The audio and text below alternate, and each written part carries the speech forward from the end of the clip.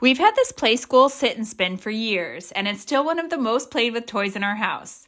It's such a simple classic, but kids absolutely love it.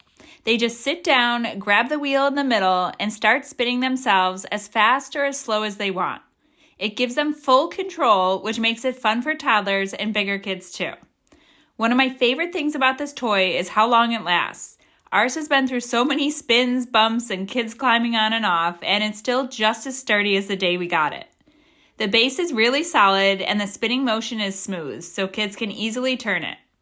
It's also great for burning energy, especially on days when you need something active indoors. It helps with balance, coordination, and body awareness, and most importantly, it keeps kids entertained. Whether they spin slow or go wild with it, they always end up laughing. If you're looking for a classic toddler toy that's durable, active, and fun year after year, this Playskool Sit and Spin is definitely one worth having.